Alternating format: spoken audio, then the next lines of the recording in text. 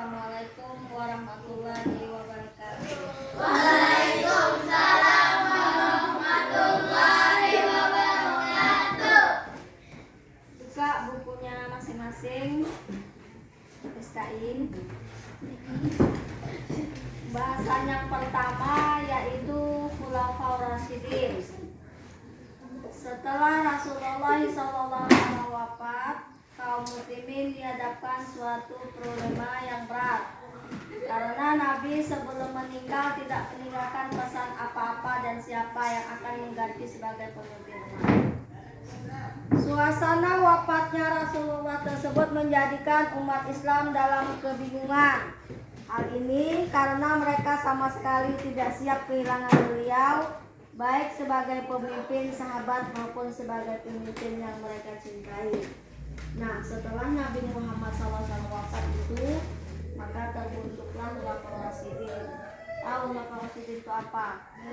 Pengganti Nabi. Jadi 4 ya khalifah Khulafaur Rasyidin itu. Yang pertama Abu Bakar, yang ketiga Umar, yang ketiga Utsman, yang keempat Ali. Pada waktu Sa'ad bin Ubaidah mengajukan wacana dan gagasan tentang siapa yang pantas untuk menjadi pemimpin sebagai pengganti Rasulullah, ia menyatakan bahwa kaum Ansarlah yang pantas memimpin kaum muslimin. Ia mengupakan demikian sambil berargumen bahwa golongan Ansarlah yang lebih banyak menolong Nabi. Katanya kaum Ansarlah yang banyak menolong Nabi ketimbang daripada kaum Nabi. Alasan Abu Bakar adalah mereka yang lebih dulu memeluk agama Islam. Kaum Muhajirin dengan perjuangan yang berat selama 13 tahun menyertai Nabi dan membantunya mempertahankan Islam dari gangguan dan penindasan kaum kafir Quraisy. Dengan usulan Abu Bakar, golongan Ansar tidak dapat membantah usulan Abu Bakar radhiyallahu anhu. Karena kaum Ansar menyadari dan ingat bagaimana keadaan mereka sebelum Nabi dan para sahabatnya. Nah, sebelum Nabi Muhammad itu wafat, bagaimana kaum Muhajirin dan Ansar tersebut? Apalagi pada zaman itu, pada zaman masa jahiliyah, di mana kejadian yang sangat kejam, anak dibunuh karena belum masuknya agama Islam. Terus khalifah yang pertama setelah Nabi Muhammad SAW wafat yaitu Abu Bakar As-Siddiq. Berarti itu khalifah pertama ya. Pertama khalifah Abu Bakar As-Siddiq. Khulafaur Rasyidin menurut istilah adalah pemimpin umat Islam pengganti Nabi Muhammad SAW yang telah mendapat petunjuk dari Allah. Nah, Abu Bakar As-Siddiq ini menjadi khalifah itu adalah petunjuk daripada Nabi Allah Subhanahu wa Ta'ala. Karena ganti Nabi tadi yaitu Abu Bakar As-Siddiq khalifah yang pertama. Terus mereka yang dapat petunjuk jadi Khulafaur Rasyidin. Menurut bahasa adalah orang yang ditunjuk sebagai pengganti, pemimpin atau penguasa yang selalu mendapat petunjuk dari Allah. Khulafaur Rasyidin terdiri 4 sahabat Nabi yang terpercaya. Khalifah pertama adalah Abu Bakar As-Siddiq yang menyebut dirinya pengganti Khalifah Rasulullah sebagai kepala negara. Yaitu yang pengganti tadi adalah Abu Bakar As-Siddiq adalah Khalifah pertama pengganti Nabi Muhammad setelah Nabi Muhammad SAW wafat.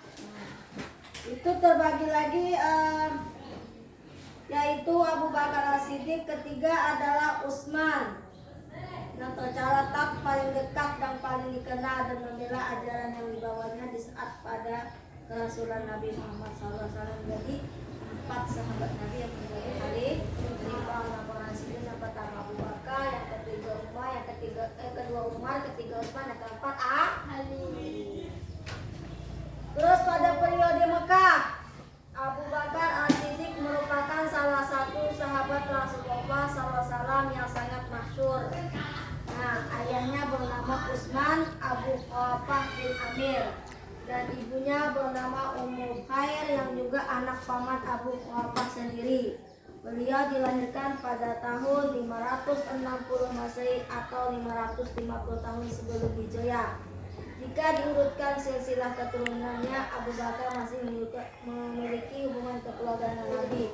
Rupanya pengganti Nabi Muhammad SAW ketika wafat itu khalifahnya Abu Bakar, masih keturunan daripada Nabi Muhammad SAW. Abu Bakar As-Siddiq merupakan sosok yang cerdas, berbudi, pekerti luhur, terutama kejujurannya. Selain itu, beliau seorang yang rendah hati, mudah memaafkan dan suka bersedekah. Di balik kemuliaannya itu, beliau terkenal teguh pendirian dan pemberani. Jadi Abu Bakar itu orangnya yang sangat berani, tegas. Abu Bakar itu orangnya sangat jujur, pintar, cerdas, dan juga pemberani. Makanya Nabi Muhammad setelah Nabi Muhammad wafat itu ditunjuklah Abu Bakar sebagai khalifah. Kehadiran Islam sempat mengusik hati Abu Bakar, maka ketika suatu kesempatan bertemu empat mata dengan Nabi, Abu Bakar bertanya kepada Nabi SAW, "Ya Muhammad, benarkah engkau meninggalkan agama nenek moyangmu?" Itu adalah pertanyaan kaum pembenci kepada kaum Islam. Kata Nabi, "Tidak, aku tidak meninggalkan agamaku."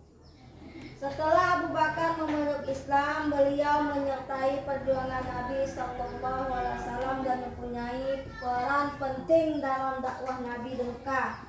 Adapun peran Abu Bakar itu antara lain ada berapa di situ perannya?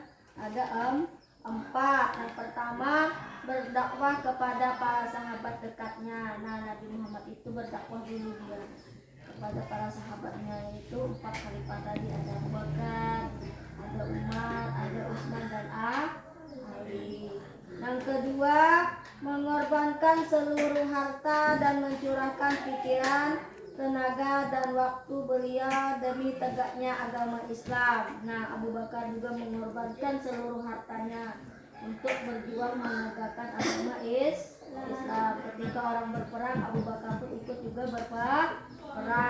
Dia mensedekahkan hartanya kepada orang-orang yang memperjuangkan agama Islam. Itu yang kedua ya. Yang ketiga, selalu percaya terhadap segala ucapan dan perbuatan Nabi. Misalnya ketika Nabi SAW mengadakan bahwa telah menjalani peristiwa Isra Mi'raj, nah harus percaya Nabi Muhammad SAW itu pergi Isra Mi'raj, meski jauh dari akal sehat pada saat itu sehingga menjadi bahan ejekan oleh kaum Quraisy.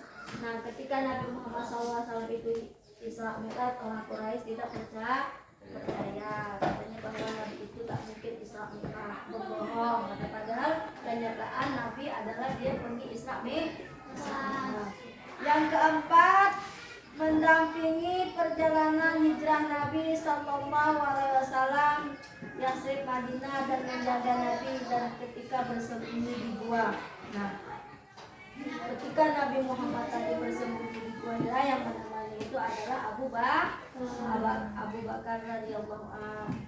Terus mendampingi perjalanan Nabi Yasrib ke Madinah dan dari 100 ekor unta bagi siapa saja yang dapat membunuh Nabi. Maka kalau orang dapat membunuh Nabi itu katanya diupah 100 ekor unta, tapi tidak ada satupun yang dapat membunuh Nabi karena beliau juga dilindungi oleh Sang Pencipta, yaitu Allah Subhanahu wa Ta'ala.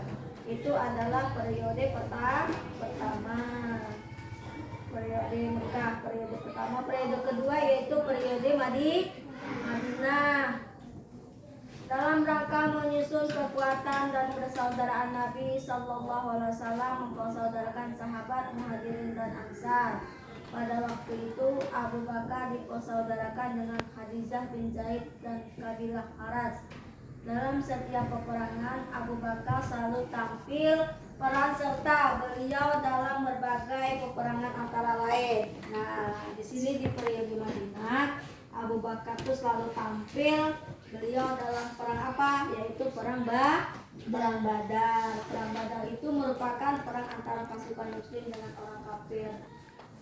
Peran Abu Bakar dalam pertemuan tersebut ada berapa di sini? Ada 3. Yang pertama, memotivasi semangat kepada pasukan muslim untuk mencapai kemenangan meski jumlah pasukan tidak seimbang. Yang B, membesarkan hati Nabi bahwa Allah akan selalu mengabulkan doa-doanya. Yang ketiga, turut mengambil kebijakan dalam hal nasib tawanan perang. Mereka bisa bebas tetapi harus dengan ketebusan.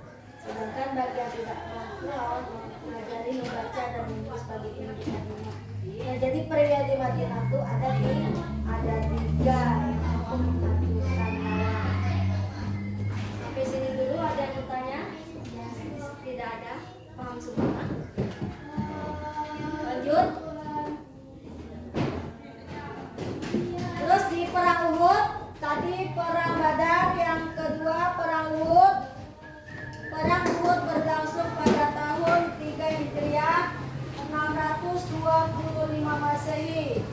Adapun perang Abu Bakar dalam perang Uhud antara lain ada berapa di sini? Ada perang Abu Bakar di perang Uhud.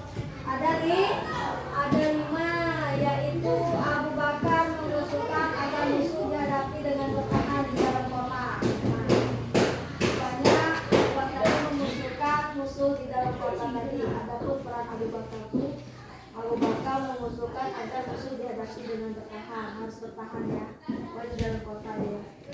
Yang kedua B, Abu Bakar tak pernah membiarkan pasukan muslim patah semangat serta memotivasi agar tetap loyal dan mematuhi perintah Nabi SAW. Padahal ketika itu pasukan muslim tinggal 700, dari 1.000 tinggal 700 orang karena pengaruh hasutan Abdullah bin Ubay. Nah, jadi tak tegas dan membela kehormatan Nabi. Abu Bakar itu tegas dia dalam Nabi. Orangnya juga Abu Bakar itu pemberani. Terus yang D, tidak pernah ketinggalan dalam melawan bangsa Yahudi. Dan yang E, ditunjuk oleh Nabi sebagai imam sholat. Nah, Abu Bakar itu ditunjuk Nabi Muhammad SAW sebagai imam sholat. Ada yang bertanya sampai situ?